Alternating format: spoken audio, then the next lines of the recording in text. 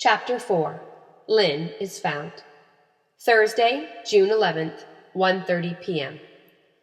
Lynn Harper lay on her back in a hollow at the base of a clump of trees in the woods. 3 tree branches lay crosswise over her body. They were about the size of a man's thumb and had been twisted from nearby trees. She was naked except for her blood-soaked undershirt. Her blouse had been ripped and partly removed. Her left arm had been removed from its sleeve, and the blouse was tied tightly around her neck. Her left leg was straight. Her right leg was bent slightly. Her left arm rested across her stomach. Her right arm was bent at the elbow, and her right hand rested beside her head. To the right of her head, a red headband, 2 shoes, socks, and shorts lay neatly. 1 shoe lay on its side. The socks, ankle length, had each been rolled neatly, as though partially pulled down and partly rolled. Mud splattered her shorts. The zipper had been carefully closed and neatly folded. Her panties were found several meters to the northeast, as though dropped carelessly. A few centimeters from each of her feet, dirt had been pushed up in small mounds. One searcher claimed to make out a smudged footprint made by a shoe with crepe soles. Not far away, a 4th branch had been twisted but not completely severed. The twisted portion was nearly 7 feet above the ground. Flies buzzed above her body. Maggots had begun to appear. She had been strangled with her own blouse and raped. That's what they called it then, rape. Today, Canadian law refers to it as sexual assault. Searchers gathered round, some gagged. Many searchers had children of their own who were the same age as Lynn. For most, it was their first sight of a dead body. Flying Officer Sage hurried to the spot. He was the officer in charge of this part of the search group. A senior officer soon arrived. Over the objections of Flying Officer Sage, he ordered searchers to cover the body. Jackets and shirts were thrown on the branches, supposedly to hide the half-naked body from curious eyes. Forensic science in the 1950s was not as advanced as today. Still, examination by a microscope had been known to match fibers. Criminals had been convicted on such evidence. Covering the body was a mistake. More than 100 searchers milled about, some within 2 feet of the body. Searchers were ordered to leave and directed to a tractor trail, a couple dozen steps further north, along the far edge of the woods. From there, it was a short distance to the country road, less than the length of a football field. Where the tractor trail met the country road, Corporal Edens noted spin marks from car tires, a pair of grooves a meter long. To him, it appeared that a car had lurched up the incline from the trail to the road, spinning its rear tires onto the pavement. Shortly after they reached the country road, Lieutenant Ledger and Corporal Edens were ordered to return to the woods. By then, one of the farmer Lawson's neighbors had been sent on his motorcycle to fetch police. Corporal Sayu of the Godrich detachment of the OPP arrived at 2:08 p.m. and took charge. If anyone thought it curious that the police were not visible during the search, he did not speak up.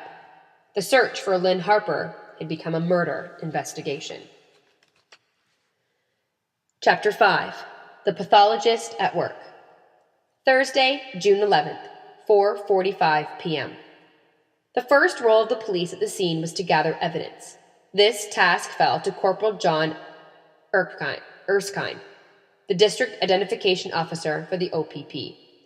Erskine arrived on the scene at about 4 p.m., lugging his heavy, large-format camera. Erskine recorded the scene, taking photos from several angles. About 15 minutes before 5 p.m., Dr. John L. Peniston of Stanford arrived, a pipe-smoking man in his mid-40s. He served as his district pathologist. His official duty was to perform an autopsy to determine the cause of death. In all matters medical, he would be expected to testify in court. His findings would be treated as official expert opinion. Between them, the police and Dr. Peniston began a more accurate measurement of the body and the setting. Her undershirt under her left shoulder was soaked in blood. Her blouse, on the other hand, had none.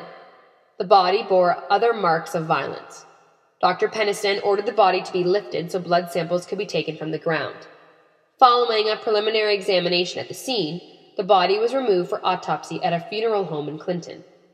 The autopsy could have, some argue should have, been performed in a specially prepared and equipped room, with proper lighting and equipment.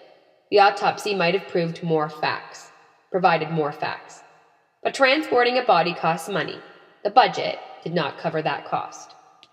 The autopsy room at the funeral home was about the size of a small bedroom. In this room, 3 men surrounded a metal table lit by one overhead light. An extra lamp was brought in to provide better lighting.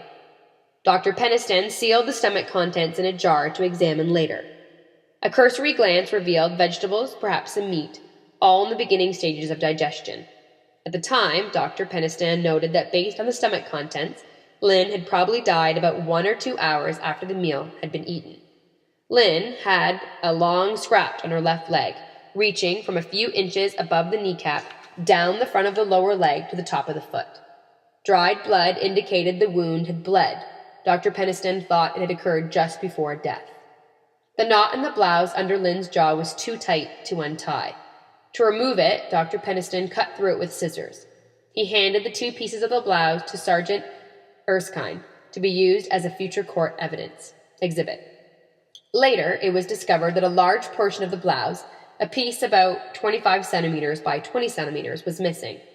No one knows if this portion was dropped on the floor of the autopsy room or if it had been missing before the autopsy, perhaps taken as a souvenir by the killer. On such shaky grounds, the search began for the answer to a question that remains unanswered to this day. Who killed Lynn Harper?